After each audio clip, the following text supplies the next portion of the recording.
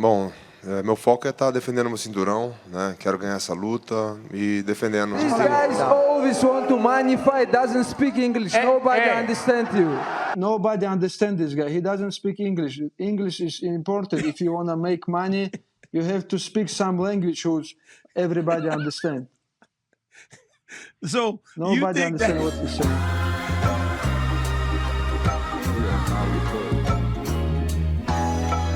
Dude, you know what the thing is? Like even all of Roundtree's movements are like there's none of them are even anything less than like 90% power except for a couple touches here and there. It's like they're not strikes.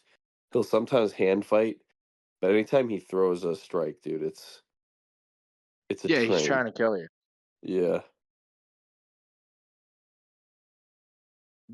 Yeah, I like that he's in the UFC. I like that there's variations of fighters where this guy fights this way, this guy fights this way. So I like that he's in the UFC. Not that I prefer the way he fights, but I appreciate that he's there representing that style. You know what else he has in terms of his posture? There's like a big curve in his spine, like thoracically. Like he has a lot of expansion. He's like very rounded in the upper back in You his mean stance. Roundtree? Yeah. He's very rounded in the upper back, like more so than most guys, which we even coach a lot of people to do that at our gym. But one thing that does is like, that can potentially help the lungs Like, expand so you can take bigger breaths. Usually like recovery is better if you create posterior expansion of the rib cage. An example of that is like if you like people used to coach like putting your arm standing up, putting your hands behind your head as like a recovery strategy, but that's actually the worst thing to do. The best thing is actually hands on knees and like almost hunching because that your lungs are in the back of your ribs, so you can actually take bigger breaths with less resistance that way. Um, but another thing too it adds, bro, is you actually can reach your hands because your shoulders are forward. Your hands and shoulders can create more space in between the opponent and your face and primary targets. So like reach can be a little bit better. It's easier to grab things in hand fight, and your chin's a little more protected.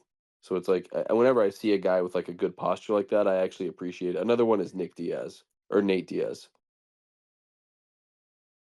I think both of them, but I think Nate might have been more extreme with that He was posture. definitely more extreme, but it's something that I always notice when you see a thoracic curve like that. And you can see Anthony Smith here when we watch him from the side. It's a much flatter spine, and therefore the ribs are like more squished together in the back. Not that it's a huge deal or anything like that, but it's a little thing that I pay attention to that I think is interesting.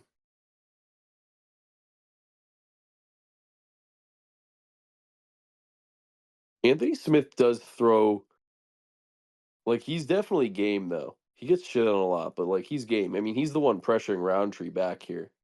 He can't be soft and be doing that shit. No, He's I've arguably, never questioned his toughness. yeah, he's arguably, you could argue maybe potentially able to win this round too when this was happening. Um, but Roundtree is just a guy you can never, ever, ever, ever make a mistake with. And when the finish comes on this, it's He like, has such a killer instinct, bro. yeah, no, he was made. He knows how to end guys. Same with what we were talking about Taporia. Like really good at when he knows you're hurt, he knows how to end the game. Yeah, knows how to exploit the opportunity.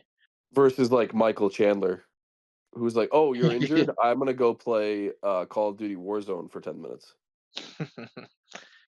Dude, Khalil Roundtree's back. He looks like a fucking Ninja Turtle.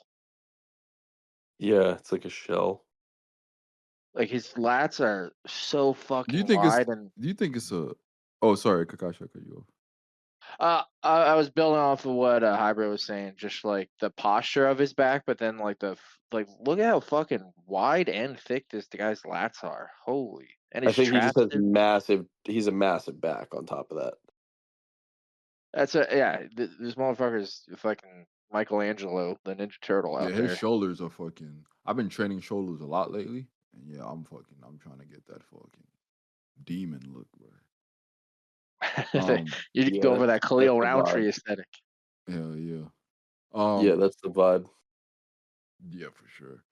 I was about to say, I forgot what I was about to say, but I like guys with that killer instinct, guys that they just know how to finish.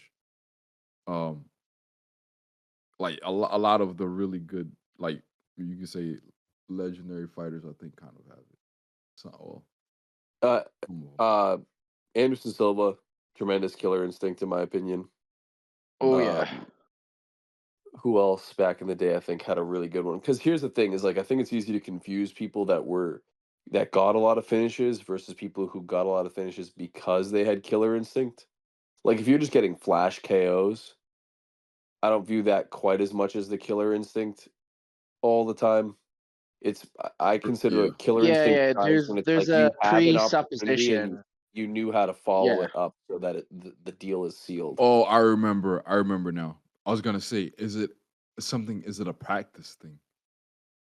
Yeah, yeah. I Is Khalil think we Roundtree spoke fucking about people up that. in his gym, and he can Yeah, just so he recognize it? sees those opportunities Yes, in simulation.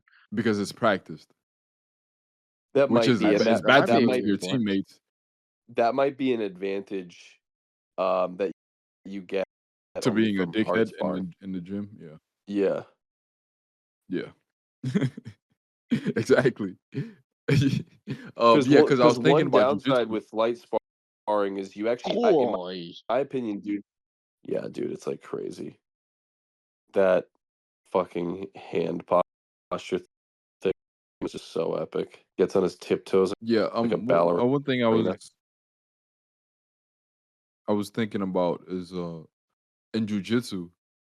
Sometimes if you don't practice, sometimes people are so worried about how to pass guard, how to do this, how to do that, that they never practice finishing people that much. So Oh like yeah, sometimes when they get to the position, they can't even finish it. they're control guys. Just like some guys are like decision machines because they know how to get in and out, land their Yeah. combo, score, and bounce. But they're always skirmishing. They're never like, how do I deal this? How do I capitalize on this finishing blow? Some people just don't. Like George St. Pierre was not known for that. You know what I mean? Yeah. And it's like, oh, or is he finding openings? Yeah. Is he timing all his shots right? Yeah. Better than everyone else. But like, there was just this element where it's like you're not letting any of those shots go where it's like this is going to end the fight here. You're just going to stay in control and win. And some people some people are more prone to saying like I'm going to find the best way to hurt you and not beat you, if that makes sense. Like I'll end up beating you because I hurt you rather than just trying to win. Anderson Silva, when he saw something was amiss with you or you were slightly injured, you moved a little funny, or he knew he got you, he could feel it. Um, it was pretty much lights out for you because he was going to find another shot and you couldn't take another one. Skill was probably my favorite, like with this as like a specific skill because yeah, there's been a lot of guys who've been quite good at it, and it's been like a key tool in their skill set to their rise to glory and champions in a lot of cases. But yeah, Silva just had like such like calm finesse in his finishes. Like it just looked like he was still like in second gear.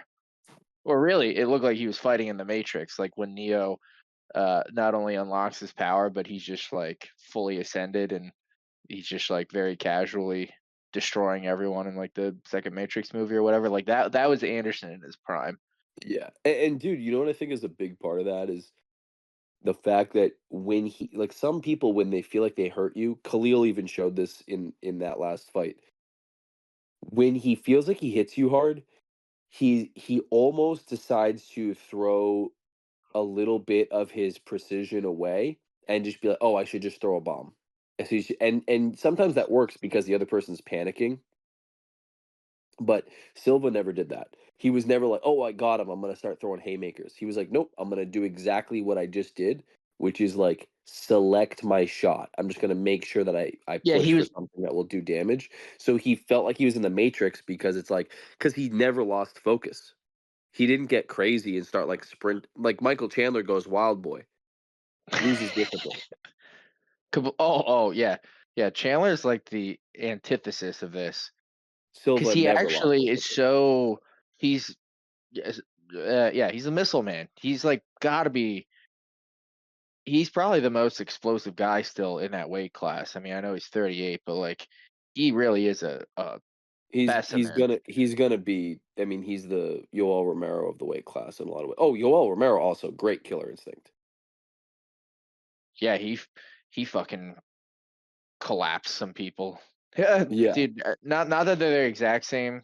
You know, he didn't really have they're like not. the They're pure not. Thai approach, but I was actually gonna compare like the power and like the way like the punches in particular land are sort of similar between Roundtree and Romero, where again they're both the like raw muscle contraction nuke as Yeah, opposed to they like create whipping. power through. Yeah, they create power through like the compression strategy than the elastic one, like we were talking about. We've talked about before, Yeah, but fucking bite down on the mouthpiece. Hooah! it's worth bringing that up when we see guys that are extreme examples, though, because it like emphasizes people to notice these things about athletes' movement. When you give like a very clear example, it starts to help you notice the more subtle things, like seeing how Brock Lesnar and Khalil Roundtree and um and Michael Chandler move versus how a guy like McGregor or um Adesanya tend to generate power. Um, it helps. I think it helps people notice that there are even if a punch is the same and you see the bones move to the same places, the subtlety in like how they generated the force is not the same thing. Some people have like that double impulse. You contract, explode, you relax, and then you snap at the end. And some people, it's really not like that. They were squeezing their fists the whole time, and they just like you were thrusting a telephone pole bolted Yeah, onto yeah, the it's front of an like 18 wheeler, just straight into the guy's face. I'm sure you guys can attest too, but it's like I'm sure you've been hit by people with those. I was, not saying you've been punched by a Yoel Romero or whatever physical specimen, but like that, the respective approaches, and it's like the people who are the more muscular contraction. It feels more like someone fucking threw a brick at you, Yeah. whereas someone who's the whip like approach, it's like you got like snapped or like something cracked you, like Yeah, that's exactly the sensation.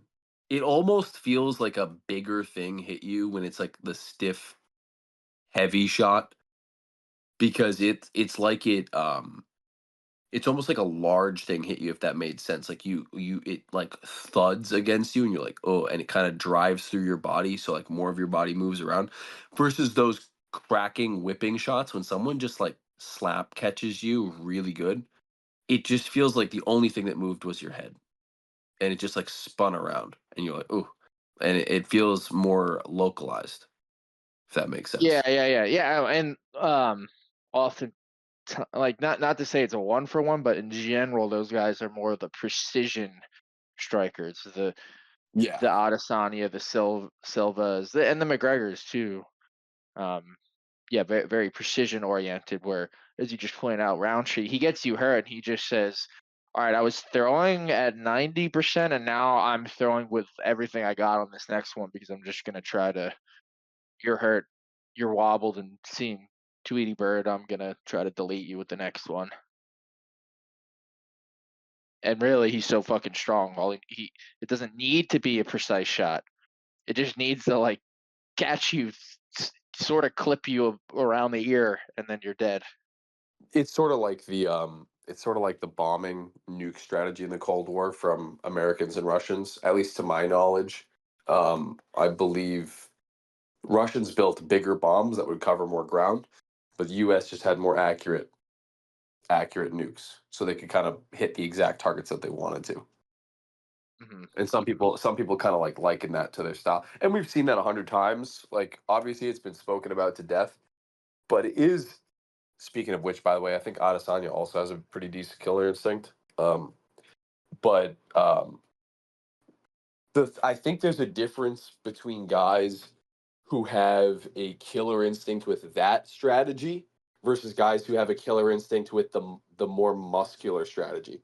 Because a lot of the guys with the muscular strategy are the ones who, I don't want to say abandon discipline in a derogatory sense, but they're just more quick to saying, oh, you know what? They tense up and they start just like using their muscle. Like they try to explode through things. And they're like, I'll just land. And sometimes that screws them over because they go for a knockout and they don't get it. And then they gas. Versus, I think a lot of the guys that got to the dance through whipping and more precision and like moving properly, because in order to create that elastic strategy, it requires a little bit of calmness so you don't overly tense up to get that elastic power. The guys that are good at that anyway might be a little bit more mentally disciplined as well to look for the shot. Because I don't see, I like with Silva, that's like the example where it's like he was not moving like Brock Lesnar to like hit people hard. He knew how to snap No. the shots. And then he was so disciplined and chill and like doing things right when getting a finish. Even his ground and pound was like very precise. That was a thing that's underrated. He wasn't just like throwing random shots at the guard. He would pause on the ground. When you're on the ground hurt, he would get to knee on belly and he would pause and like wait and like look for the way to get his hand to your chin. And it was like very laser Yeah. precise. That's an underrated part about Silva's like ground finishing, ground and pound was actually really, really good. Honest to God, you know who I think are the two best at that are Silva and McGregor. Oh, dude, yeah, McGregor's a tremendous call out on that. Yeah, Like also amazing. he Really, mostly had TKOs himself, and he was the same. He'd drop you, and then he'd pause, look at you, maybe even take an angle. You know, like start in a jiu-jitsu term, like pass, like get around you to like get the angle. And when you're shelling up and you're rocking, you can't see. Then he fucking just would sneak a straight on you. Like McGregor was really good. He would like take his left hand and like circle around and like basically throw a cross at you on the ground, just right on the money, and then boing, bounce your head off the canvas, done. And then the ref breaks it up. The execution slightly different, but the same strategic approach of like the patient. All right, let me find this shot. Boing, dead. Whereas like I actually remember Chael Sonnen. I think it was McGregor he was complimenting, saying how good he was at that. But Chael was saying how bad he was. He was like, "Oh yeah, I would hurt someone and just like spam hammer fists, but I would like only land half of them, and they were like hitting the shoulder." yeah, and that was so true. And tons of people did that. They were like, "Oh, it's like playing."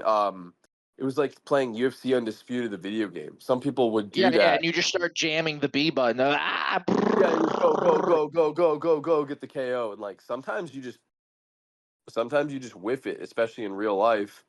And to Chael's credit, he actually had a good line one time that I think that there's truth in. And he was like, if you go for the knockout and you probably won't win the decision. And I think that there's some merit to that idea where sometimes if you really try to force the knockout muscularly, you end up gassing or you end up screwing up the game that got you to the dance in the first place. So like sometimes people are patient. I do think that contributes to why some guys get a guy hurt Yeah, and it almost seems like they let him get mental. away. I don't think they wanted to let him get away, but they didn't quite they didn't feel comfortable, even if it's a mistake, they didn't quite find that comfortable finishing play that would end the war, so to speak, even if that battle was significant. I think that calculus is what was running for a tactician like GSP. Was like, if the finish isn't there, I'm not going to force it. Like, I love GSPs, like one of the on the Mount Rushmore that really got me into MMA. But I understand, like particularly for a more casual viewer, his championship fights were like not the most exciting. Certainly not They were when. clinical and they were not violent. Yeah, exactly. Especially in Especially in that the era era. of Silva. Yeah. Yeah. And light heavy, that was John Jones coming up too, in like the later stages of GSP's Yeah. career. So yeah, but hey, that's why he was champion. Whereas if you went back in time and he was like, oh, I got to knock out John Fitch instead of just like dominating him technically in every domain, he might have lost some of those fights for no reason, even though he won all 5 rounds because he point fought them to death. So there's Especially that. because those guys might have been better in those areas than him. Like a lot of the guys he fought, I think, were I think that simply that was his better superpower, dude. yeah, a lot of those His guys were superpower better was, at certain things. So if he yeah, tried to be like, "Oh, we're gonna street fight, we're gonna scrap," it's like then GSP would just maybe suck. yeah. Again, he that was his superpower. He was a Batman. He was kind of, I guess, most similar to like Volk before Volk, where it was just like he's all preparation, studying his opponent, and building the game plan to specifically defeat that opponent in this rule set. Yeah, a tactician to the core, tactician strategist to the core. And That's whereas what he like was as you a mentioned, fighter. like the forcing like the knockout, or like just trying to get the kill, like you just want the kill. One that that begets the trap of like you're not finding your shot or like feeling the setups into the kill, so to speak. You're just like trying to land that big overhand right or whatever. And it's like the equivalent of only trying to hit home runs in baseball. Like, yeah, you'll find some here and there, but you'll probably have like a terrible batting average instead of just taking the singles when they're there and winning more games from it. Yeah, and another thing too is like, let's say, like you can just get yourself like the reality is, especially now at the highest level where people are like really good, they're a lot better than they were in 2010. Kind of, to be honest, like if you do make a major mistake in the chaos of it all, you can just fuck up, man. Like the thing with champions, especially dominant champs and the best of the best, is they're just not really, the reason why they're in the top 5 is because they for the most part don't make major mistakes. Like Mhm.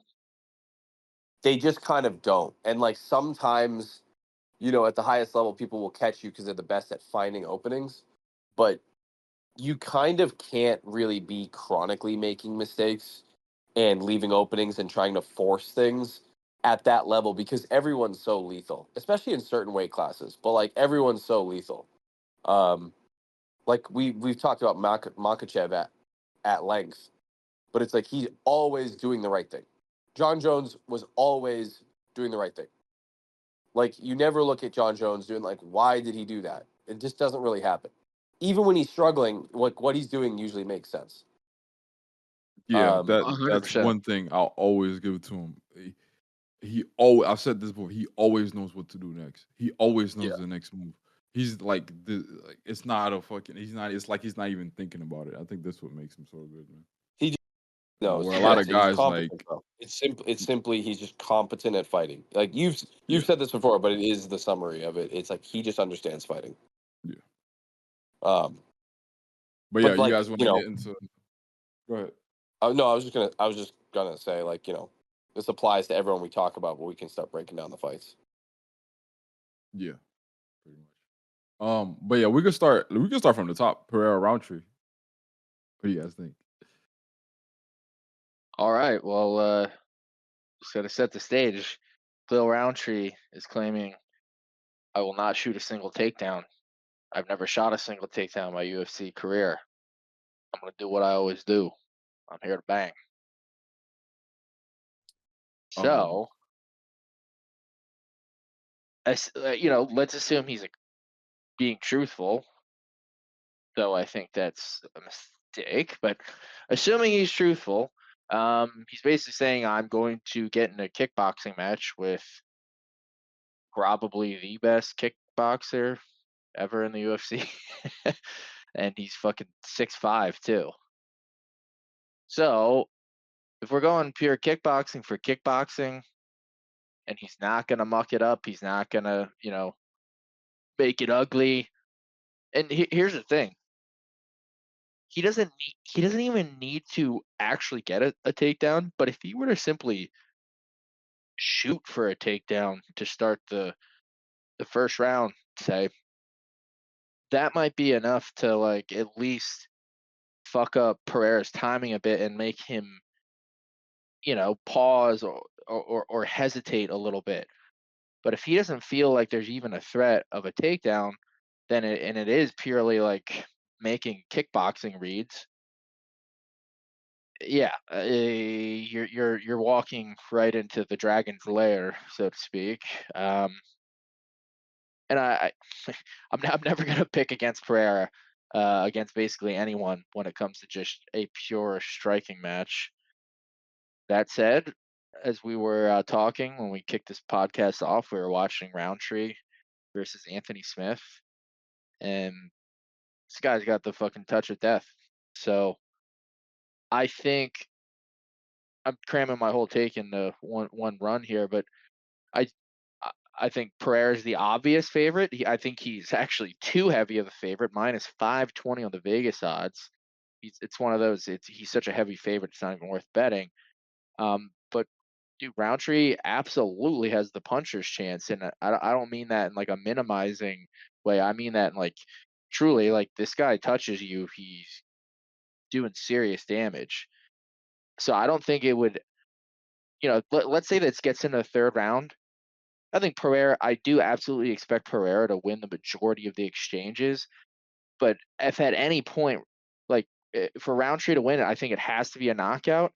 And it's not going to be like, oh, he was piecing up Pereira for 2 rounds and then finished him in the third or something. It'll be more like, yeah, Roundtree might have landed a little bit, but Pereira was overall controlling the distance and controlling, 70% or so of the exchanges. And then boom, Roundtree just like blitzes, lands a rear hand, just fucking nuke, and drops Pereira. Short of that, I struggle to see this going to a decision, and I frankly doubt that he even gets out of the second round.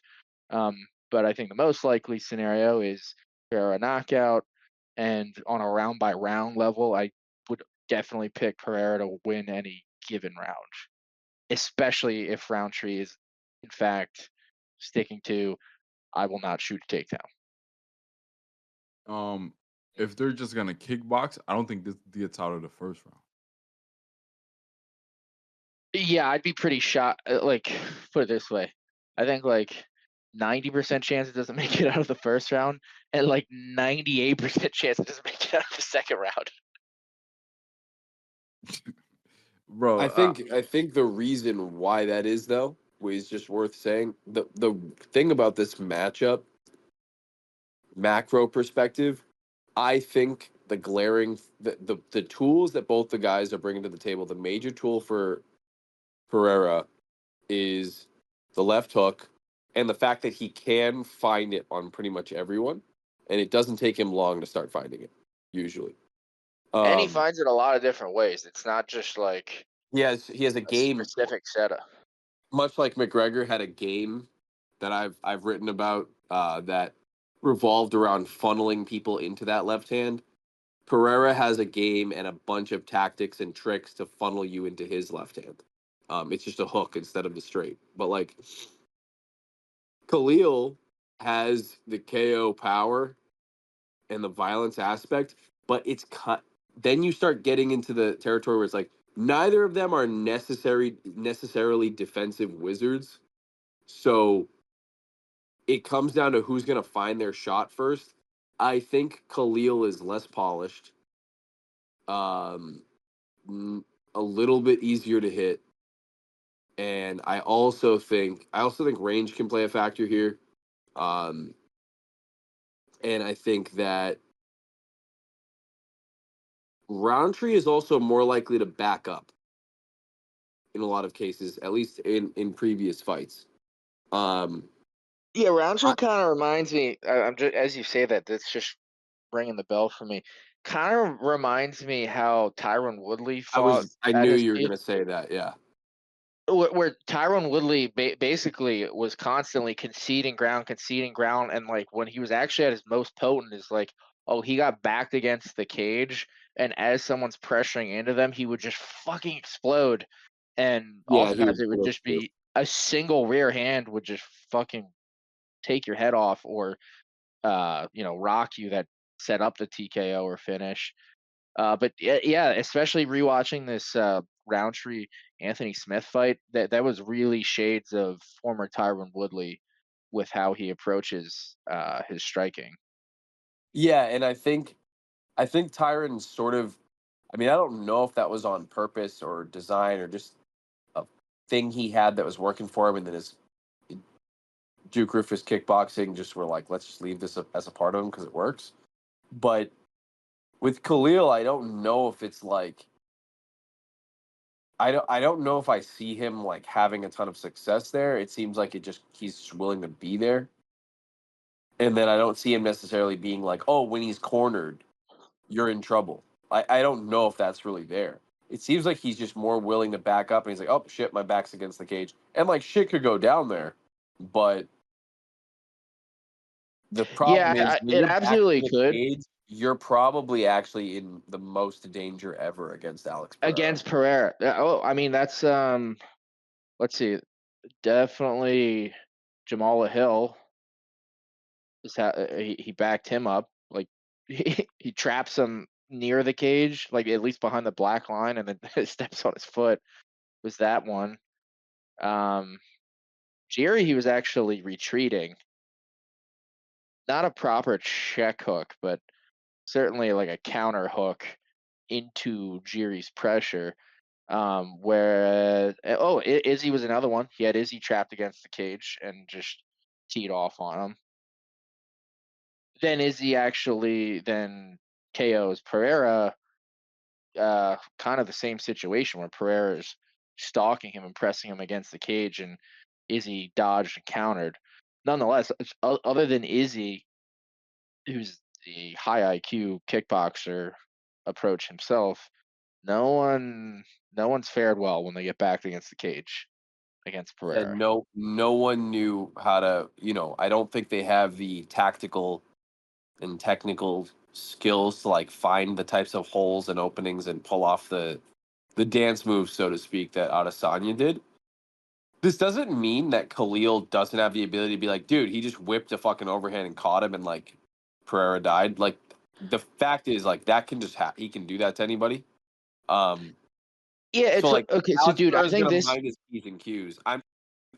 It's just that I believe that he is going to mind his P's and Q's because he always does. He got caught that one time against a genius who is Izzy, and it's like, other than that, he doesn't throw. Dude, he didn't even start ripping that left hook hard until the fifth round against Izzy the first time. Like, he doesn't throw it recklessly. He throws it when he knows he's going to connect. And I could see Pereira, two examples, major possibility in my opinion.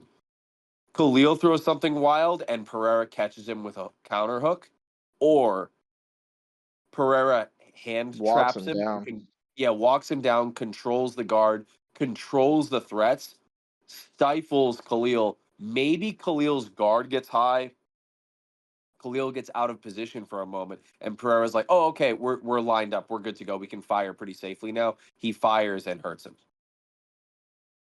Yeah, I feel like because Pereira prefers to be the one applying pressure. Like you basically have to be wild man Jiri esque, where he's retreating more than he's uh walking you down. But again, we've seen Khalil. He's kind of will allow the pressure to push him.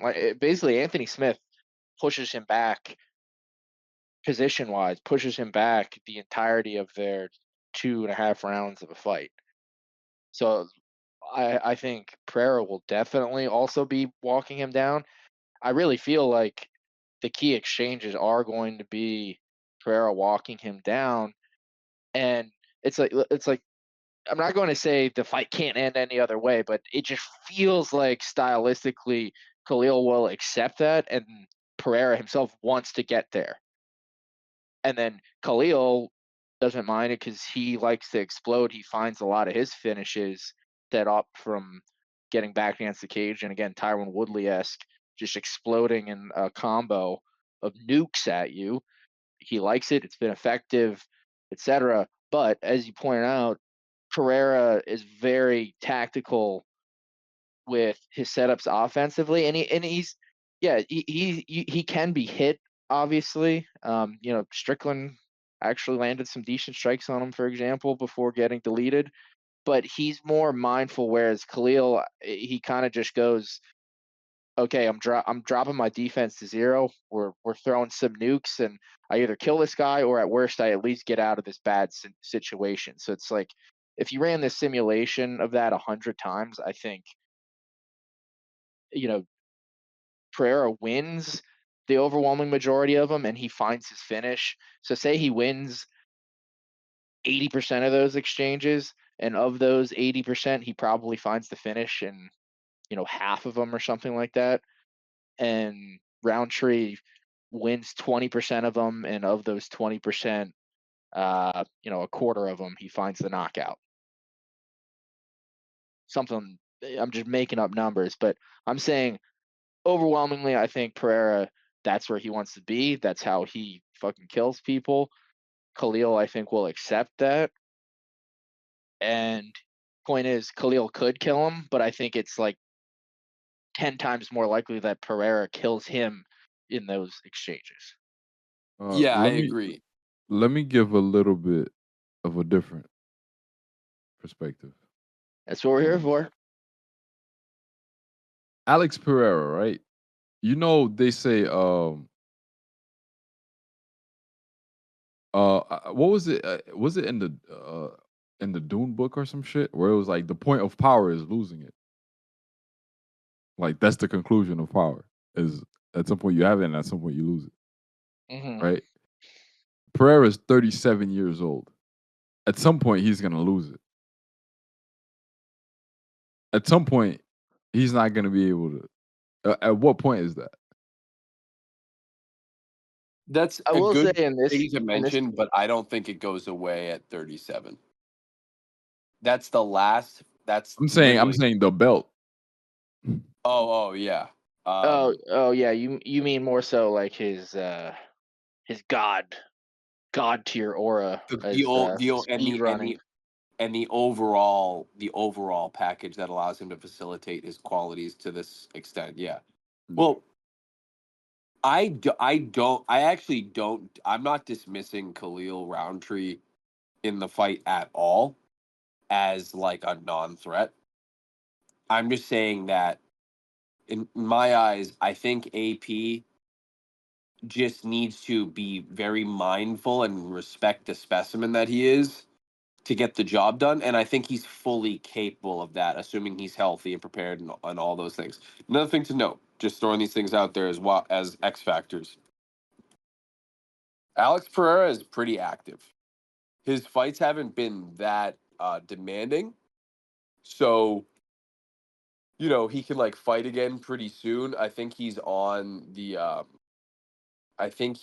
docket where if he wins this fight, I think he beats Ronda Rousey's record for the most title defenses in a certain span of time. But people are talking about how the fights weren't demanding, so that doesn't have a lot of wear and tear on Pereira. But here's the thing: a world championship training camp absolutely still takes something out of you. Like it does beat you up a little bit to get prepared. You're going through hard sparring rounds. You're doing a lot of shit. Like you're prepared, and I'm sure he's a lot healthier than if the fight was a beatdown for sure. But you don't necessarily know when people have quick turnarounds like this quite how healthy they are because Adesanya was dealing with a lot of like nagging injuries for a while, and no one knew.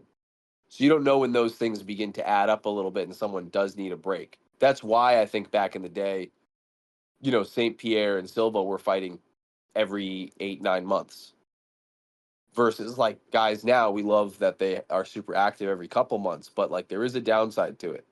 Um, you're trying to speed run the title defenses rather than be champion for 4 years, but like in this case, this is the last thing I'll say, and I'll let you guys go. In this case, I don't want to disrespect Roundtree either, because like I've said, I like him a lot. I wouldn't be unhappy if he was the champ. I think he's cool as a person and as a fighter. But his come up and his winning streak right now at light heavyweight is a known shallow division. His come up in the last few years, the last 3 years plus, he has been fighting guys with horrible losing records ever since. No offense to any of those guys. Every single guy he's fought has just the last 3-4 years has just been lost. Like all these performances where you see Roundtree's like violent, you know, entertain his violent what's the word? Exhibitions, like show off. He's been beating somebody that I think you're very capable of doing that too. He has not fought anyone that is genuine championship caliber at all. And like these are the names like Modestas Bukaukas.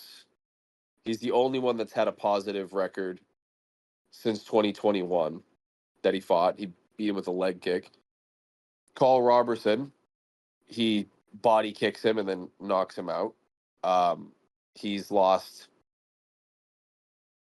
5 fights in a row. And before that, he was win, lose. Dustin Jacoby, not doing so hot. He's won 1 fight in the last couple years. Chris Daukaus, also Yeah, who? 5 fights down. Like you're seeing, and then Anthony Smith. And it's like the highest caliber win he has is Anthony Smith. And it's not like he was schooling Anthony Smith, like, you know what I mean? And just like taking him to school on it. He kind of just like, they were kind of having a little back and forth, and then just Khalil'd him. So like, I don't think the striking skill set that he's dealing with AP is something he's done before. Guys, listen. I get you're doing analysis and all that, right? But understand this. It's upset season in the UFC. And it's been for a couple months now. So how what are we thinking? I'm not saying that that's not in the water in my head. I'm just trying to put my brain first before it. My gut. I will Wanna comment know on my that. gut And thing? Listen, there's nothing else I'm about to add to this. Like, obviously, we know, like, dude is gonna. Listen, the obvious analysis is, hey, this guy's gonna get fucking sparked, bro. But they're gonna send him to fucking hell, straight down the hill. bro, I will say, like, but criticizing myself here, I think the most confident I've been in my picks are like where I've been most wrong. Volk, Topuria being one, and yeah, what was the other one? Either way, like I was just like catastrophically wrong on Volk and one other one when they were huge favorites, and that's what, again, this is Black not Swan, bro, Black Swan. this is not legal or financial advice, but if one were to be betting, I would not bet on Pereira here because there's just plus 500. You have to bet $500 to win $100. Holy shit. That is just I was thinking, whenever the odds get like this in the UFC, if you just bet like $50 to the opposite side, do you when it plays out throughout the whole year, do you make a profit at the end? it's I can tell you what I Because of used to all the do. upsets that happened during the year. I can tell you what I used to do, which is different, but I can tell you that if you find a little like cultural loophole in things with this, you can make a little profit and take yourself out to eat at the end of the year. Nice fancy dinner. I used to, this was like a tweet that I sent out a couple years ago, but like I used to just bet. This doesn't work anymore, by the way, because the girls have gotten better. But back in the day, I used to just bet on parlays that all the women's fights would be decisions, and there'd be like 2 women's fights on the card. Both of them are decisions. You bet a parlay, you get like a much bigger thing.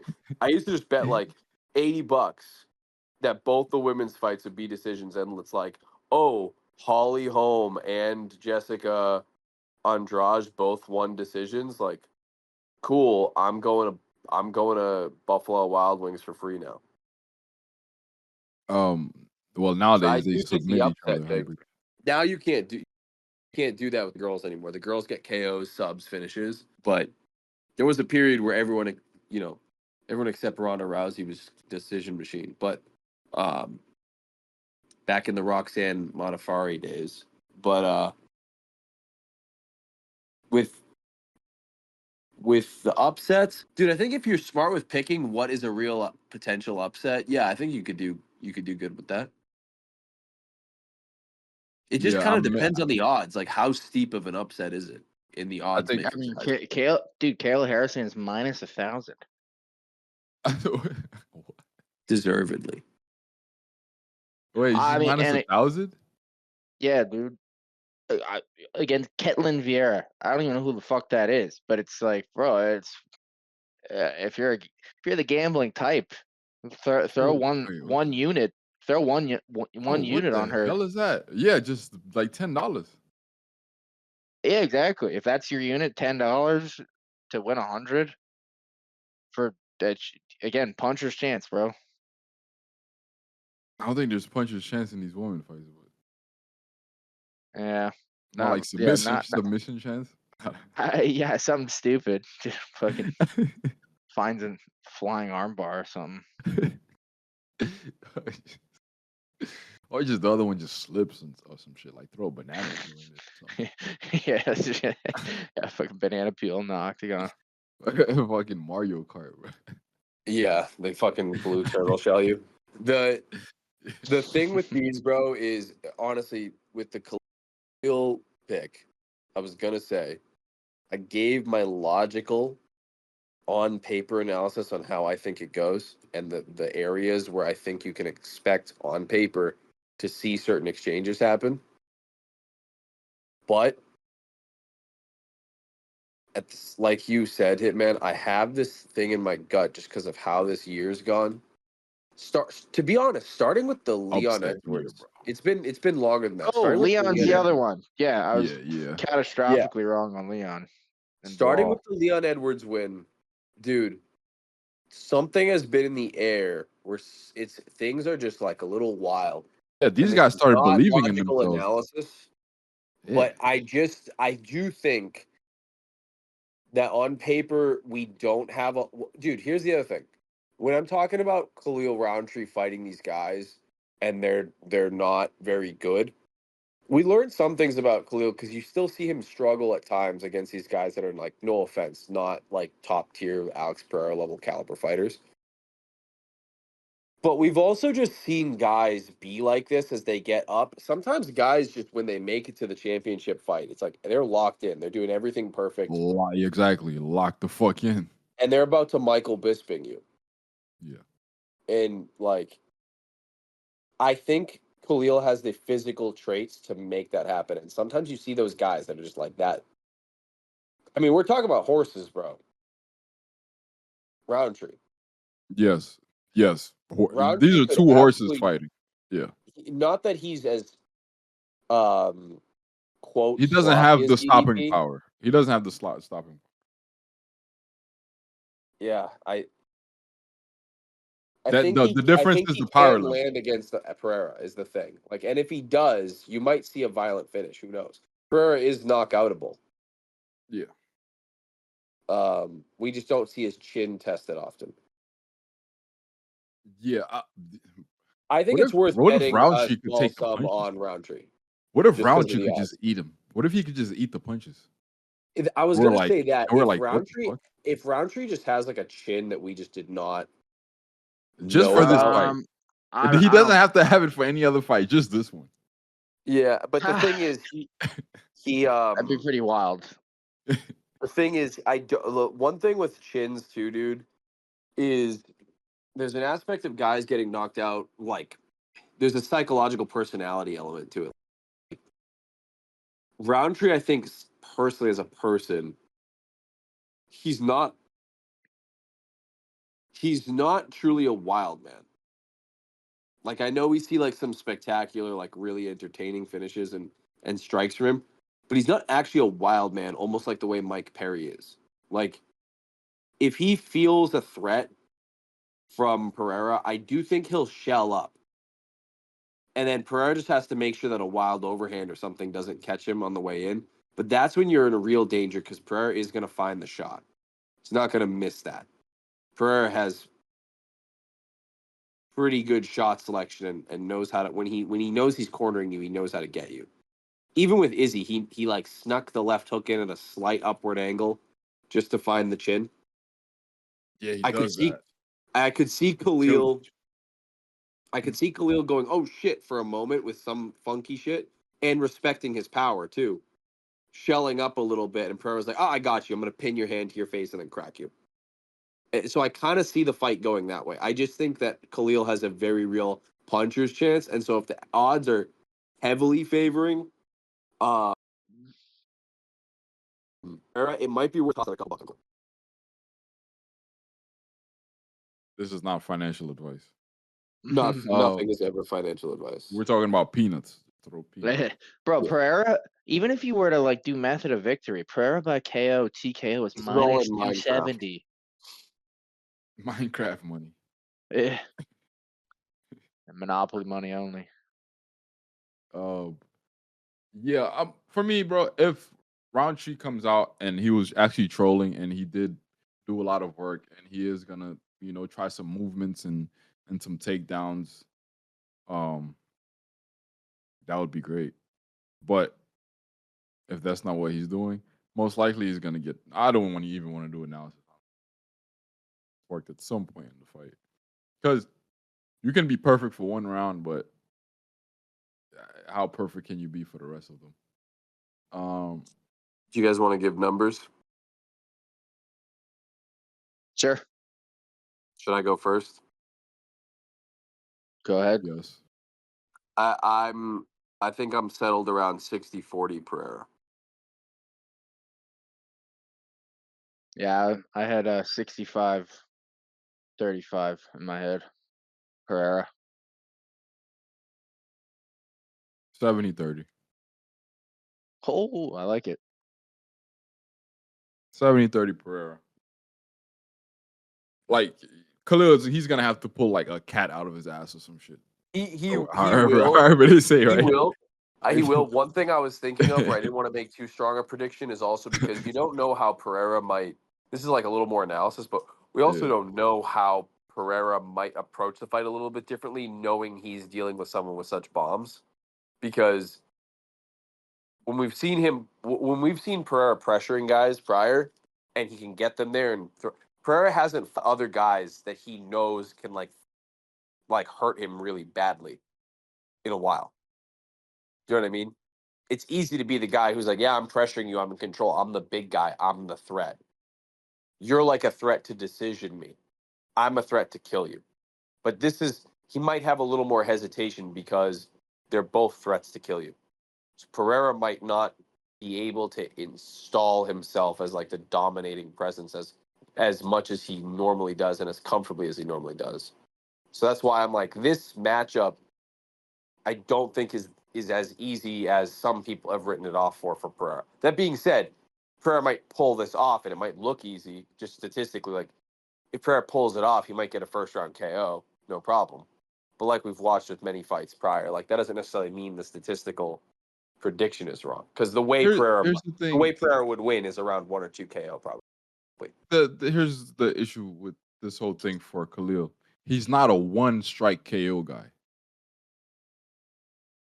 He is a one-strike hurt you bad guy. Yes. Yes, but it's never gonna be in the first 2 seconds of the fight. And then you're just done. It's never like that. Fair.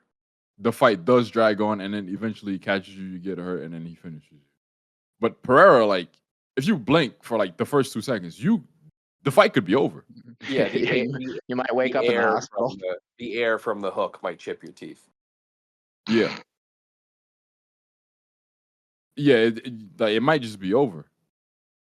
So there's a difference in the power. It's not the same. Um, and he has the reach advantage. And Yeah, he's been in so I many still heavily kickboxing favor fights. Pereira. The dude is a what glory fucking world champ. Uh, there's nothing Khalil is gonna do that he hasn't seen already. Yeah, it's true. That's fair. Especially Khalil is just doing Muay Thai. Like there's no Muay Thai move that I haven't seen. Yeah. So we fair to say we're MMA intel as a whole is 60 to 70% chance for Pereira with a fairly dominant win. Bro, honestly, I was tempted to go 70 plus, but every time I've done that, Dude, I've been I'm afraid comically to do wrong. that too.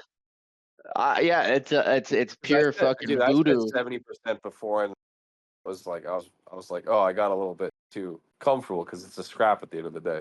Yeah, I think I did 70 or maybe 75 for Leon, and I think I did 80 for Volk. So that's like haunting me in the back of my head. Like, it's like my most. It's like win percentage is like batting like I don't know. I think we're all batting like 90% plus or something like that. But then I've been most wrong on my most confident picks to date. I The mean, but reason that's what why that, I'm that's not, what the reason why that I'm giving Khalil a little bit of an edge, though, like I said, is because when you fight at a pace like this, a frequency like this, you're usually not truly 100% ready to go all the time. So there's a possible risk Pereira can carry something like that, especially because he's had a long career. And it is a possibility I could see him slightly fighting differently just because he's dealing with a powerful guy versus like, no offense. The only guy he's fought for a while that was like a physical powerhouse was kind of Jan, but there's also a big skill difference there. So I'm kind of looking at it like I want to give a little bit of that chance to Khalil to maybe pull off an upset. But like I said, I'm confident in Pereira getting the job done. I think my 30%. I think I like it for him. If Yeah. he can pull a cat out of his ass, he can fucking, you know. That's what they say. Oh, it's cat out of a hat, right? Pull a Yeah, cat out of. yeah, you're on to some gay shit tonight, bro. Yeah. I didn't even catch you on that. It think felt the it same. felt it felt like it It made feels sense right. to me. It feels Yeah. right. Yeah, I Because mean, people MMA say is that if he gay pulls anyway. something out of his ass, Yeah, yeah, Hitman's yeah. just like decided that he was gonna label the item that he pulled out of his ass. Nah, I think it's rabbit Or out you of know a what hat. he I don't did? know. Yeah, Whatever, yeah. whatever You people say, mashed bro. up the expressions are to pull something out of your ass or to pull a rabbit out of a hat, and you just turn it into pull a cat out of your ass Yeah. and then eat it, like in Springfield, Ohio. Yeah. Hitman's like, oh, if he pulls a fucking porpoise out of his urethra, he's got it. Like, Oh, bro, you got a 30% chance to pull something out of your asshole, bro. Do we want Jeez, to If move not, on to Pennington and all that? oh man, if not, you're gonna lose, bro. But yeah, yeah, we can move on, but we're not. Well, you guys talk about Pennington if you want. Well, hell no, I ain't talking about I'm this not shit, trying to bro. be disrespectful, but I was hoping you guys would handle it. Yeah, well, guess what? We There's only a handful of. just cover the fights that we're interested in. Do you want to skip this one, or should we just have at it for a minute? Brother, I don't know what I'm I'm gonna skipping say. it. Yeah, I'm personally, I'm All right, personally opting out of that one. So Hitman, do you want a monologue on it? No, bro, Okay. bro, that's all you, bro. That's all Are you, we? bro. Are we Okay, well, I think Juliana Pena will probably have a little bit of an edge. I don't know. She'll probably win. Do you guys want to talk about Jose Aldo? Hold on, let me share my screen. I realize I'm not sharing my screen.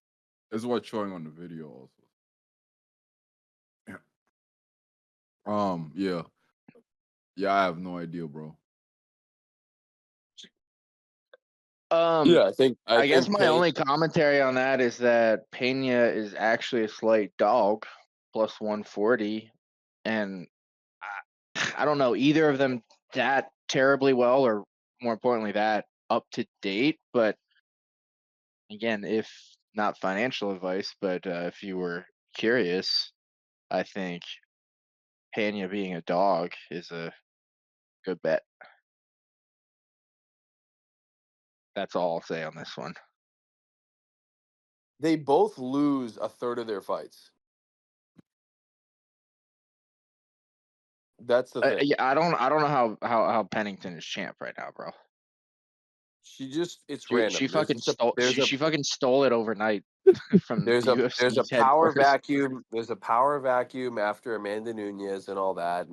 We're just watching, warlords just take over Afghanistan, but there's no like powerful government here.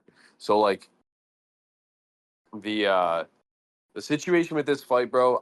To be honest, I haven't watched enough and studied on them to give you anything clear. I think Pena is a little bit, from experience, a little bit more clever with like game planning a little bit, and I think Pennington, to my knowledge, is a little bit predictable in what she does.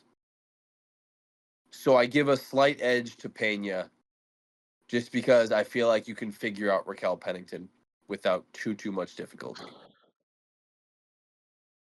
And Oh yeah, bro. to Pena's credit, she did figure out and find a way to get Amanda Nunes, which like no one else did. So I give a slight edge to Pena.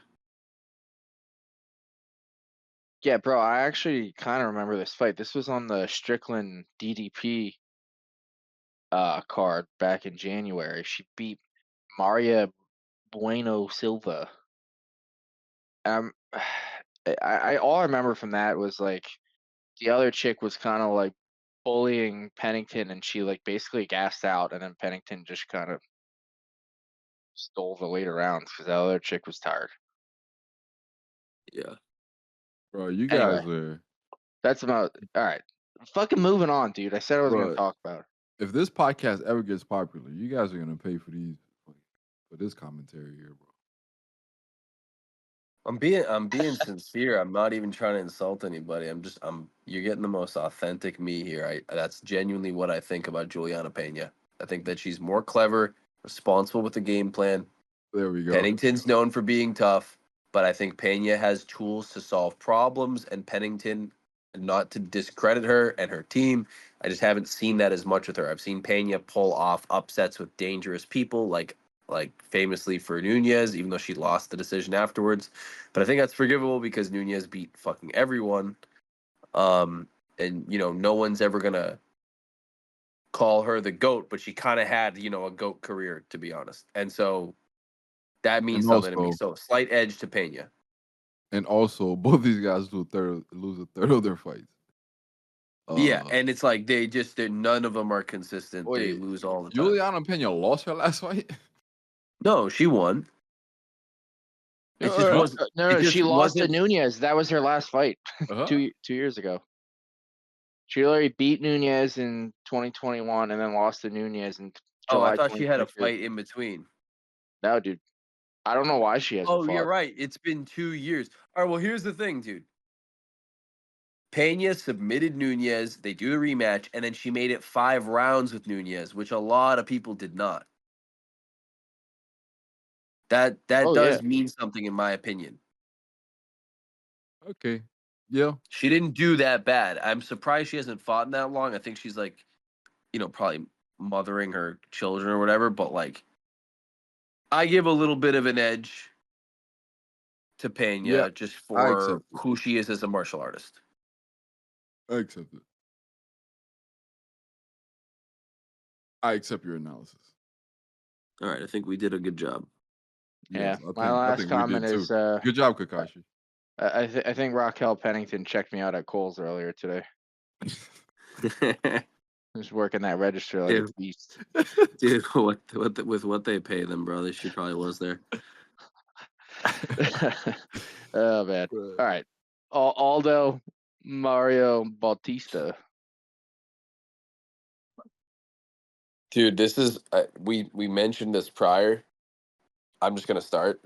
You know what I think this fight is? It's I think Jose Aldo has all the skills, all the classic abilities to just kind of put a hurting on Batista.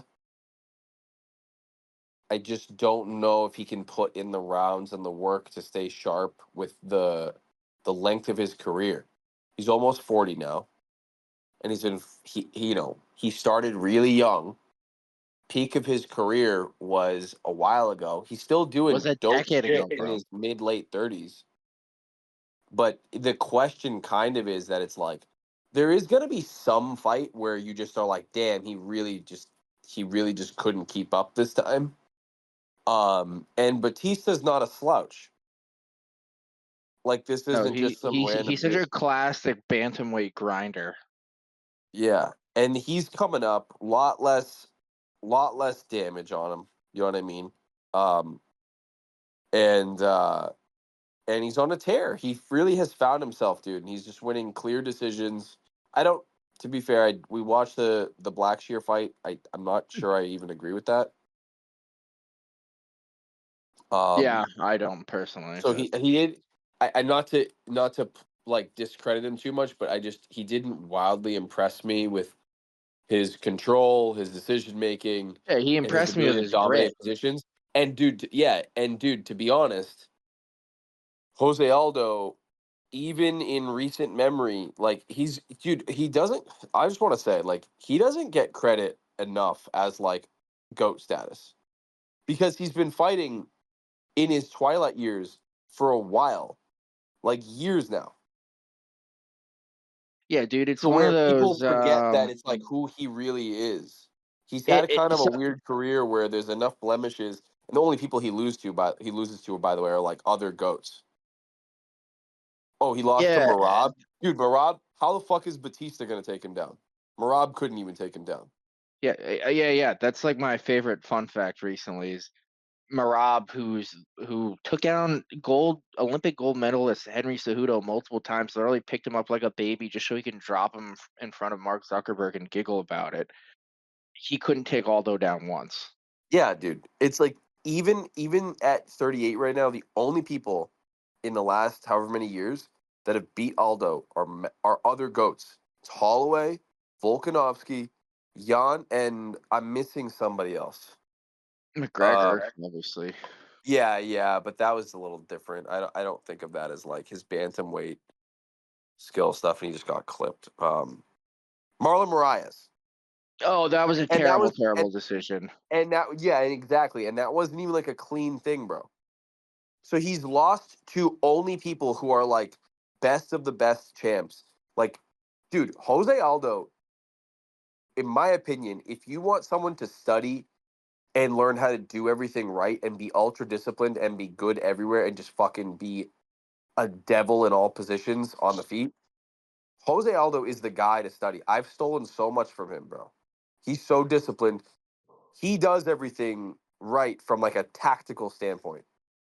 Not always strategic, but he is a tactician, bro, and that guy finds shots and that guy knows how to that guy has answers for problems. Like I'm favoring Aldo just because he's so clean, bro, and he's still consistent at this time. It's just the only thing is there's gonna be a time if he keeps fighting where the wheels fall off. Where he's like, I Yeah, can't get through a camp healthy. I can't get through fights healthy. I just, you know what I mean? I'm just beat up. There is yeah, gonna be that I day. agree with that. But I agree with that. I think it's either that day for Aldo or Aldo pivots, combos Batista and just fucking puts a hurting on him. The thing is though, I think Batista could give him a little bit of trouble. I just don't if he puts it together right, but I just don't see the skills from what we watched with Batista where it's like, oh, this is a problem for Jose Aldo to solve. It's like, dude, he has answers for that. No offense. Yeah, you're right. I believe Aldo will have all the answers in his brain. Now, whether his body wants to perform is going to be Yeah, that's the only something question. different. Yeah. That's the only question. And to be fair, we've watched him this year and 2 years prior, 2 years ago against Marab, which isn't too long ago. And he's there, ripping and roaring. So I don't have a reason to say, "Oh, it's coming." It's like, "Oh, I can see it." It's just that I know it should be coming. I haven't. I have yet to see major signs of it. That's all. So who Pause. knows? He could be fucking fine. Yeah, pause indeed. Um, yeah, I agree with that. Yeah, I don't think there's too much analysis here. It's gonna depend on Aldo's just body. Some I think. should I? I'll share this as well because I was noticing this when we were doing film study. There are a couple very specific tactical, technical areas that I think are problems for Batista. I don't like the way he shoots all his takedowns. They're either like too high where he's clinching up, and those are positions where you get thrown around, shrugged off, and counter shotted, and pivoted away. You look stupid, and Jose Aldo will matador you. Um, and then there are a couple times where Batista kind of throws shots a little bit, diving his head forward, and that is something Jose Aldo never does, except for that McGregor fight. Never does, and absolutely knows the second he sees that you do that, he is going to uppercut or knee you, and you are going to be hurt because he. Let's also not forget, like, Aldo, even though he's become a decision machine in recent years, pacing himself, um, he still, I think, commands authority with his shots. I think the decisions are not filled with like KO power now, but they are filled with like, oh, I can't just run at this guy like he's not a threat.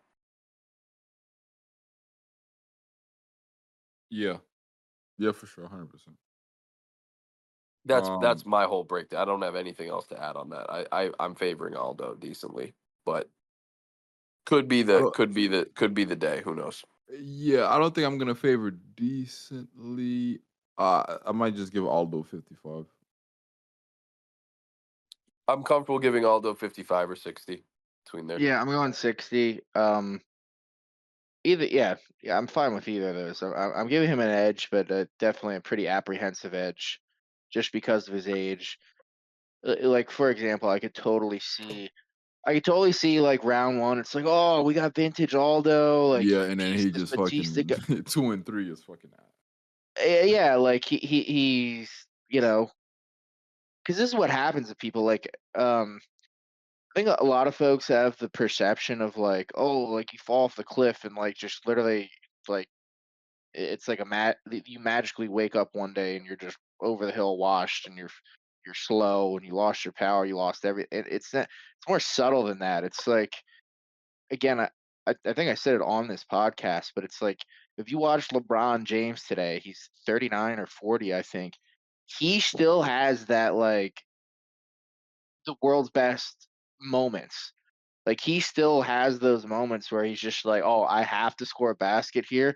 I'm gonna cut through the entire defense by myself. I'm gonna get to the rim and I'm gonna fucking dunk, And he or does I'll it in get like a fouled." split second. It happens so fast. You're like, Yeah, what yeah. the fuck? So it's like Yeah. he can still be the best in the world. He just can't do it for 36 minutes a night like he used to. It's like he selectively has to do it because he just it's wear and tear. Like, you Yeah. collectively take enough damage and you can't recover as fast, both like on a day to day and weekly basis, but also like in within a game or within a fight in this case.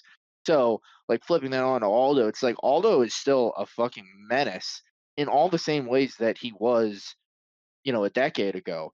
He just doesn't he's older, has wear and tear. He just can't just put it on you until he fucking murders you in the third round like he used to. It's more so he's more tactical and measured with how he's fighting.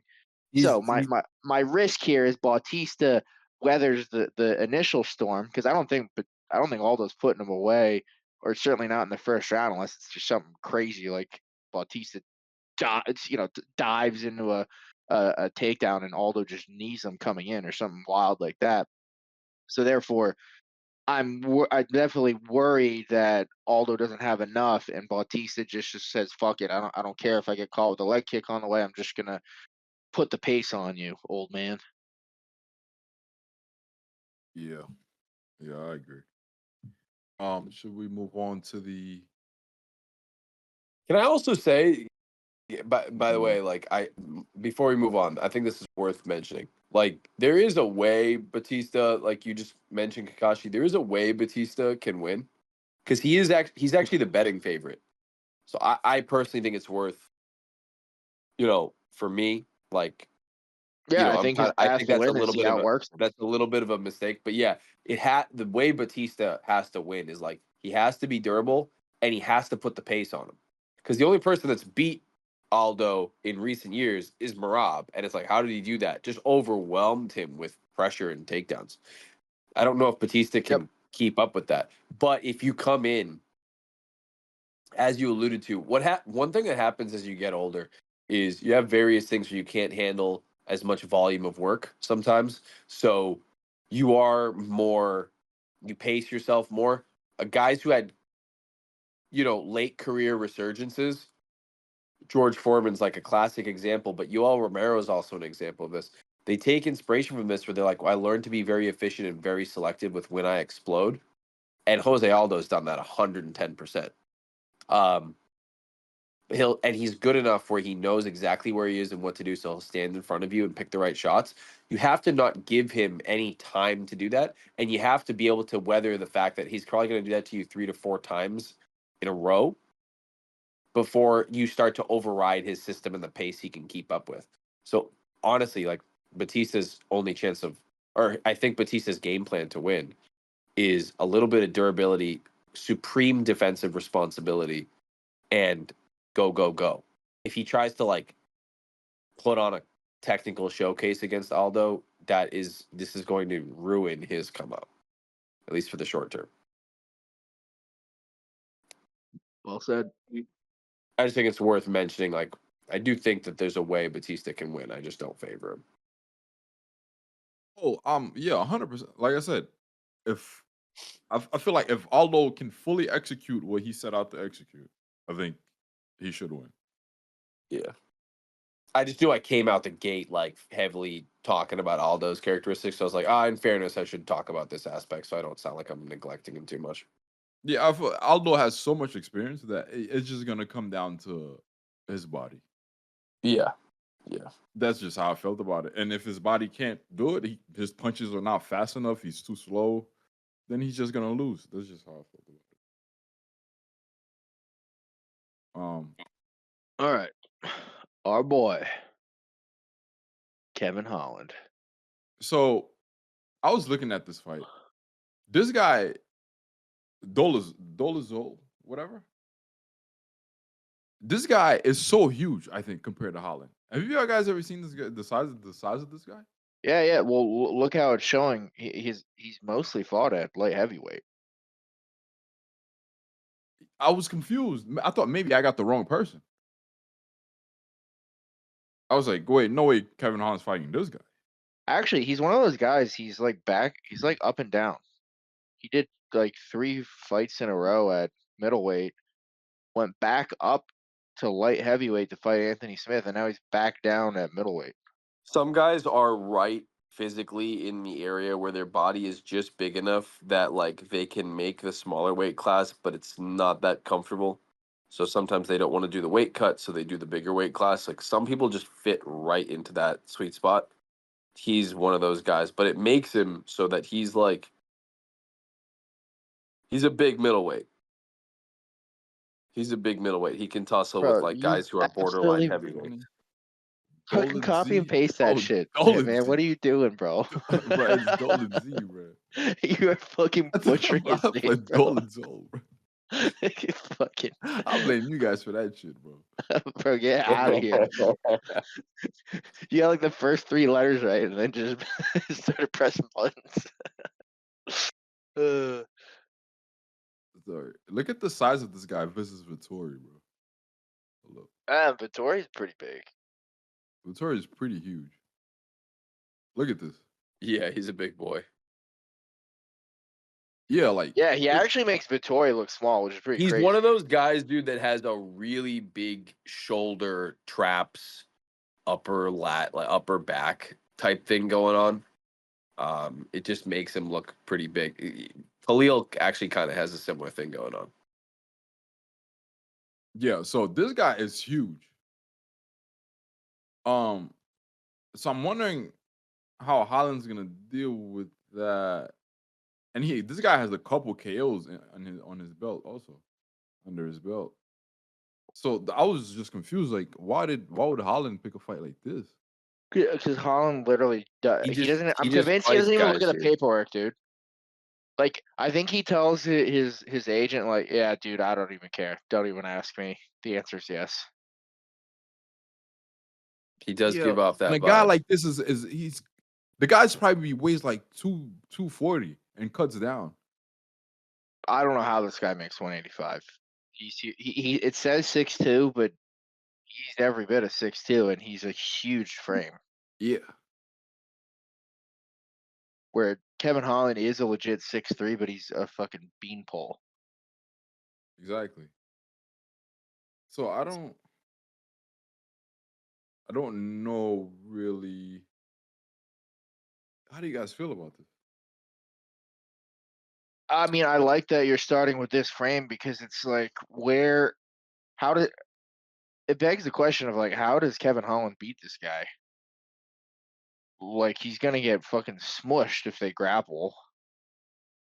All right, well, can I throw a couple considerations in? Like, his most recent win is Anthony Smith. She's just not anything to not really anything to write home about in terms of like exceptional skill. Um, I would Oh, be you know what? I careful with think he that. took. Keep going back. I think this guy has never lost. no, this guy he lost to that Marvin Vittori fight. He lost a decision, Oh, yeah, okay. and that was Yeah, last year. but you can't knock out Vittori. He's a blockhead. He Yeah. actually lost his 2 previous fights before Anthony Smith. He lost to Vittori, and then he lost to. Oh, did he? Yeah, maybe He I was lost looking to at a the wrong guy. Dagestani. Maybe I was looking at the wrong guy. He lost to a No. Dagestani who's like on a come up, and that guy, I forget his name. Imavov. Yeah. Imavov.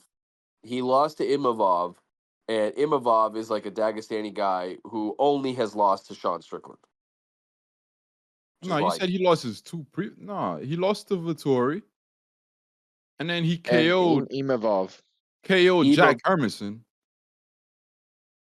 KO'd Philip Halls, KO'd Kyle Jacobs. Yeah, it's missing the Imavov fight. Well, how many times I gotta tell you? You can't trust Google. no, his last fight was Anthony Smith, and he won. That was in the middle of the summer. Before Yeah. that, he fought Imavov, lost a competitive decision, Okay. and then he lost the decision to Vittori. Oh, bro, why did they hide this fight? This is so retarded. Yeah, yeah, he did lose here. Round But 5. before that, he was on a little Mhm. bit of a KO rampage against Yeah. guys that are a little bit lower level, except Jack Hermansson's pretty good. Yeah, the Jack Hermansson is a pretty good win. That's a good one. But he's not hyper consistent. He doesn't have a ton of tools to solve things. No, he just straight boxing. So, like, dude, the thing is, I think if Kevin Holland gets in a groove, he kind of can get in a groove and kind of teep and jab you up a little bit. I just have a feeling this is going to turn into a clinch fight because I think that Roman's going to try to use his size and strength against him a little bit. I think he's going to pressure him up against the cage, take down, and it's going to turn into a little bit of a top game wrestling match. Yeah, I think even if let's say Kevin Holland is winning the striking exchanges, I think if I'm Roman, and I think he's the type of fighter who's inclined to do this thing, who's just gonna say, "All right, fuck this. Like, I'm just gonna smush you." Like literally, okay, I'll eat a jab and walk forward, kind of through it, just to pin you against the cage, and then just drag you down and smush you. And I know Man, Kevin Holland's jiu-jitsu gets ripped on because he got posterized so bad by Hamzat, taking a fight on like 2 days' notice or some bullshit. But black he belt. does. Who get this man black belt? But in all seriousness, like his jiu-jitsu is like, it's not like elite in the MMA sense, but it's competent, it's fine. But Roman's a fucking beast of a man, and he likes to use his grappling, and he fucks people up with it. Um, Bro, here's also, here's I my want to point thing. out, dude, this is a fight of two tweeners, where Kevin Holland is a 170 to 185 tweener, and Doldize is a 185 205 tweener. Like, bro, Kevin Holland just fought Michael Venom Page in March at 170.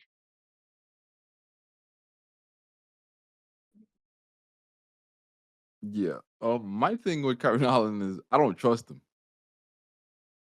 I don't trust him to make good decisions. I don't trust. I don't trust any of it.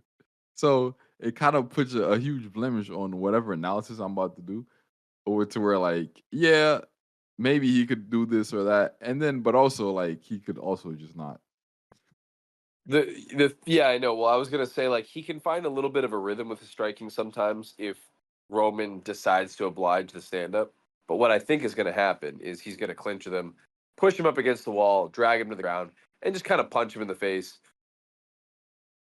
And Yeah, it'll just it'll kind of rough be him like up. that. Maybe he gets a finish. I don't think Kevin's gonna make decisions that get him out of that problem set.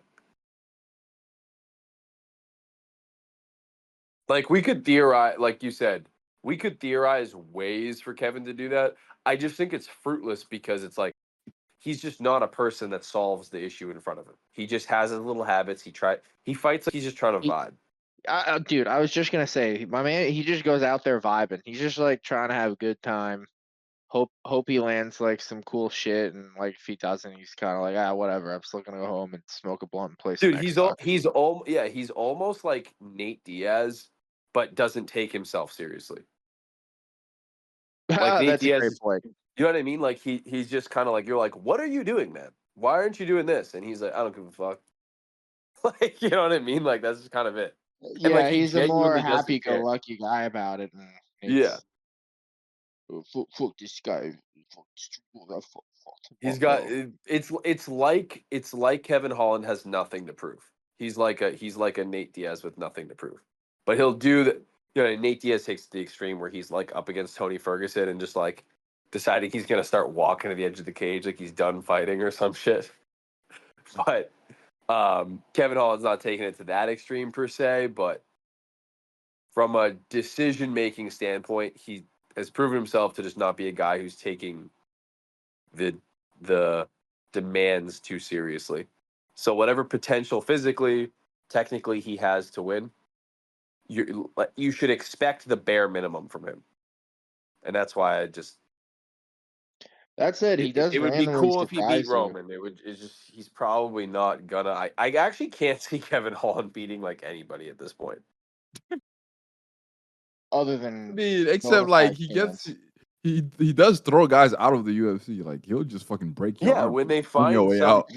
when they find like a local custodian that they need to like remove, then yeah, he can just remove them because he's like, yeah, I'm just gonna Yeah, vibe with them and like when I stand yeah, in front of you, jab and bro. keep you away and just vibe. That is gonna be enough. But against a serious guy, it's like you can't be coming to the game with that. Bro, the funniest shit to me, bro. I still laugh at it to this day. Well, I think Holland lost. Did he lose to MVP or something? And in his very next fight, he just goes and breaks some random guy's arm. Yeah, dude. It was a I Polish was like, janitor, bro, what the fuck, bro? Dude, Polish custodian. Kevin Holland is a bouncer. Yeah, Like he's basically like the doorman. Like he's Exactly. not really trying to get into fights per se. He's kind of just like, oh, I can beat some people up, whatever. But if you have him fight like a real serious martial artist, like he's like, I'm not really equipped or like gonna do that. I'm basically a guy I'm kicking guys out of the club. Yeah, this is Yeah. the continuation of like the term gatekeeper typically refers to like, oh, you're gatekeeping the upper echelon, the guys contending for the belt from the rest of the division. You're that crossover point. Oh, you beat the gatekeeper, you're now officially considered a contender. So there's a gatekeeper who's like typically ranked, like 4th or 5th into the division or whatever.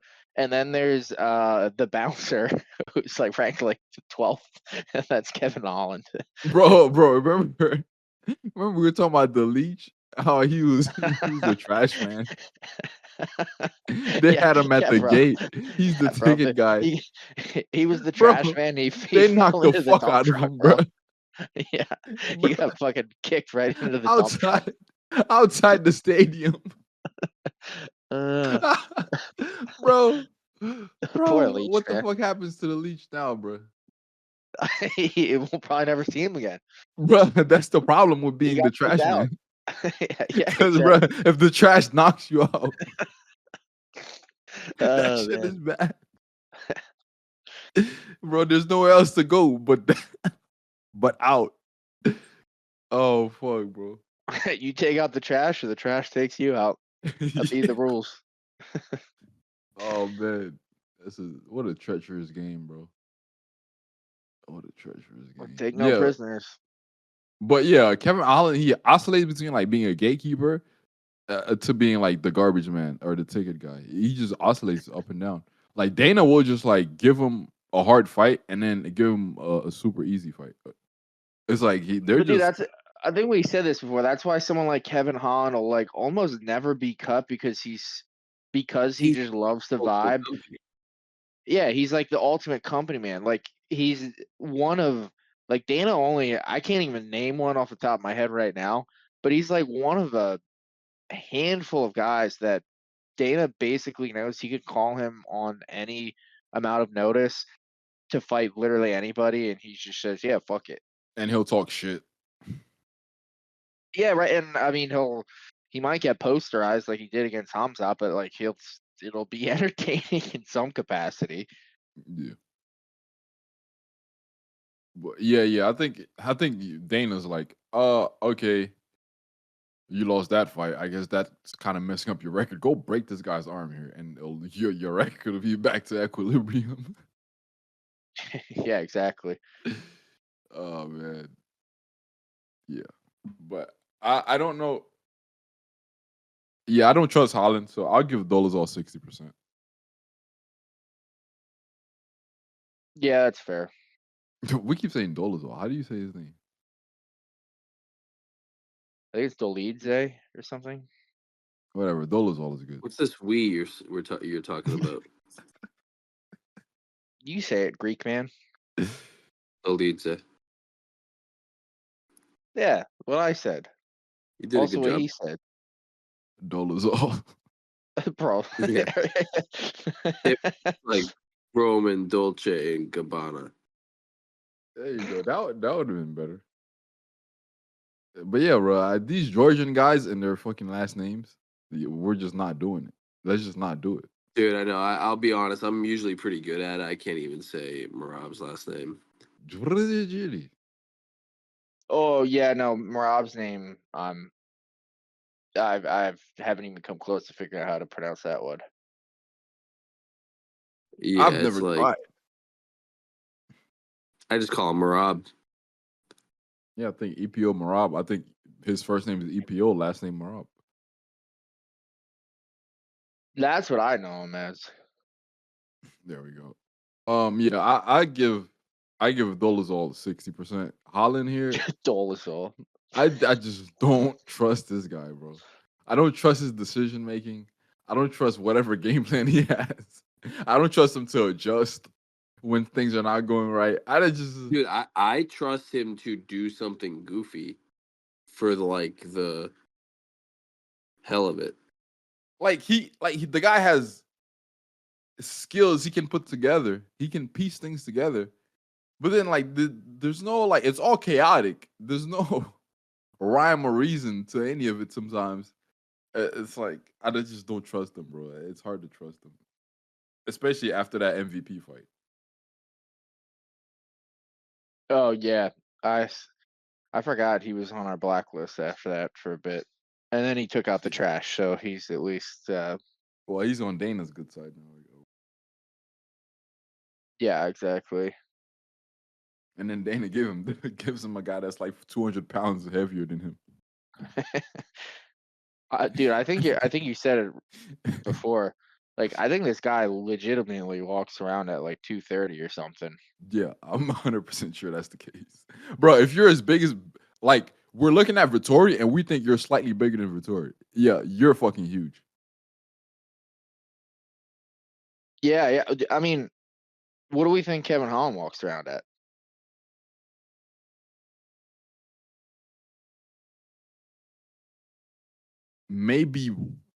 Probably maybe 190, maybe 195, but that's mostly due to Yeah, his height and not yeah. like I was gonna say at a top. muscle. He's one of those like naturally really fucking skinny guys. Yeah. Like, he's very ectomorphy in that sort of a sense. Like, I think he's the type of guy who eats fucking hot dogs and pizza all the time, and he's still just Yeah, super skinny. his bones just weigh a lot as well. Heavy bones. Yeah, right. He's a bag of bones. Yeah. But yeah, I'd Um, be surprised if he walks around at like, yeah, anything more than 195 or so. yeah, you guys ever know some people just have huge bones? Pause. Sometimes I'm looking at people, I'm like, bro, like you're like an ape. Oh yeah, bro. How are your bones so big, bro? Pause. Just Dude, should want I them bones, bro. bounce from this podcast before it gets too okay? Hey, bro, the pauses haven't been established, bro. No, that is a thing though. That is a thing, dude. Even when you see X-rays of athletes sometimes with a bone break or something like that, you do see what a lifetime. Part of it is that you're a certain type of specimen, but also like a lifetime of like kicks on bags and pads and whatnot and shin conditioning does. Like I liked that picture that Strickland shared where you see his shin bone and you could appreciate. You're like, dude is built up almost like calluses on his shin. Like, you know what I mean? It's a Oh big, yeah, dude. His shins were like twice as thick as like a a random regular civilian. person. Yeah. Yeah. You're like, oh yeah, that's a big thing. I've talked about this prior.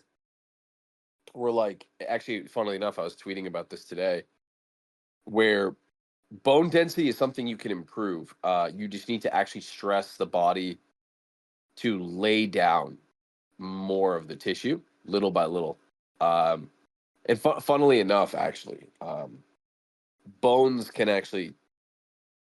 bones actually heal faster than like even tendons do. Tendons take a long time. Bones, especially because they make red blood cells themselves, that's where our body makes them. Like they can actually repair and change fairly quickly. They don't always change in like shape quickly, but density can happen. And like primary way of doing that is like high amounts of impact on them and then high loading. You just need like high impulse. So like you could do this through like running. Like runners actually have really high bone density in their lower legs from the impact on the pavement over and over again. Um, but you could also get this from heavy squatting, heavy deadlifting, heavy bench press, um, anything just like high loading potential. And then also, especially if it like loads your skeleton globally, is good. Um, and it'll transfer into things like your spine and vertebrae and ribs and all that.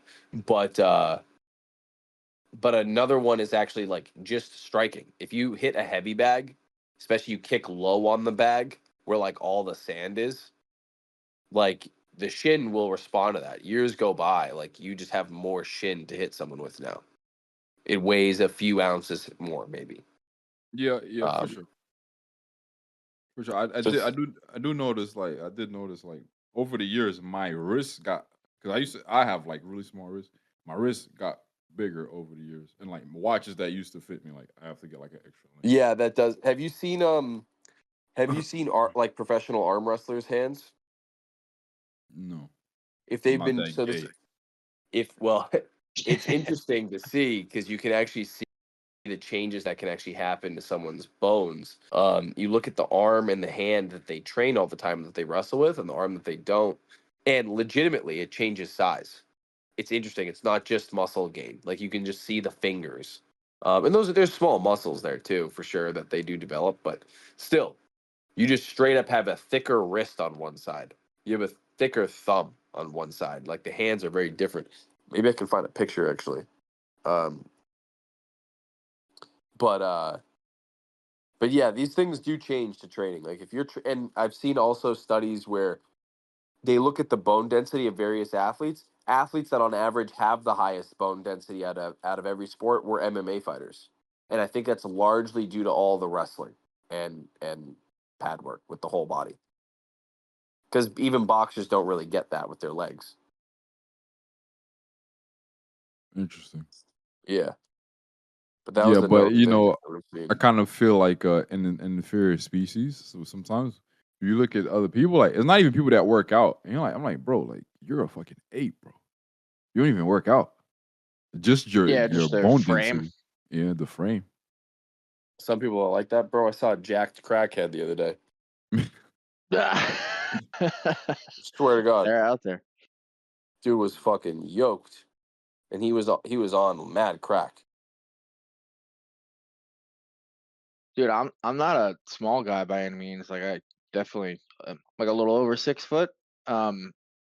But when I took a picture with Craig Jones when I did the seminar with him a little while back, and he's not that much taller than me. Like he's probably only 2 inches taller than me. But I swear I don't have. I'm not like a super broad shoulders guy, but I'm like more broad shouldered than like the average person walking down the street. Craig Jones's shoulders, he looks like a fucking water buffalo. It makes me look like I have slim shoulders standing side by side. It's Yeah, dude. pretty People are crazy. like that. People are like that because I don't have certain traits that some people have. I had to work around them and like develop them. Um, One that was funny is a long time ago I met Dwayne Ludwig. It's like probably 8 years ago, and him and I were actually talking for a while. And while he's like talking to me and giving me awesome like stories and also bits of information, which were cool, I was distracted by the size of his, like, I'm not even kidding, the size of his knees and like lower leg. Cause like not for nothing, dude. Like I have always had, I have thick legs, not just the muscle mass. Like I've always had big shins. I throw my legs around like baseball bats, like as part of my striking style. It's always been like that. So I'm not used to a lot of people, especially athletes. I'm used to athletes often having like smaller lower legs than me. And dude, the only guy in the gym that has like thicker, like just a thicker lower shank than me, straight up, his kneecap is just fucking like really big in person. I just kept staring at it. And I'm like, it's Dwayne Ludwig. Yeah. But dude, when you look at him, like you don't really realize when you see pictures. But then you see him in person, you'll know what I mean if you ever meet him. You'll be like, damn, you do have like these legs. It makes sense that you just fucking used to beat the fuck out of people with those things.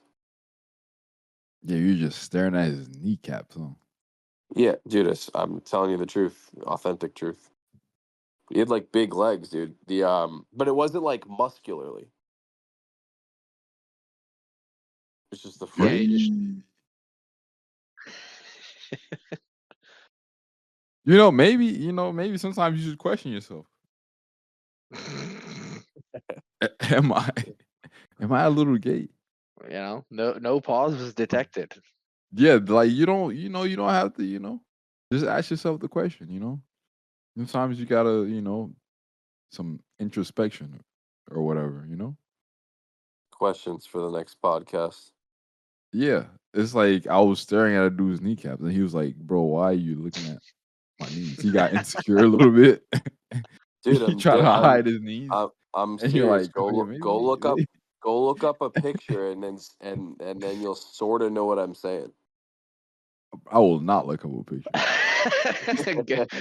In your Google history, it's way Yeah. more with thighs. Thighs and knees. Like, oh, your algo is officially pegging you as bi curious or Yeah, whatever. Dude next thing you know, I'm has a I'm weird getting ads fetish. for it. Yeah, I'm But getting ads for dildos. all I was thinking about is I'm like, bro, this dude's in fucking Japan hitting people in the eye socket with that thing. And I'm like, dude, the thing is like a fucking your Pause. kneecap. Your kneecap is like it's true. I'm like, dude, it's like a fucking cue ball on your leg. I was like, no Oh. wonder you made it to the big leagues. Anyway, is that a pod? Yeah, tune in next time to find out if hybrid's more into pussy or dussy. Yeah, and I'm gonna take a test. people getting hit in the eye with things. It's kind of crazy. But Yeah, shooting stuff in the eyeball and shit. Sheesh. well, all right, guys. Thank you for listening. I'll catch y'all next time.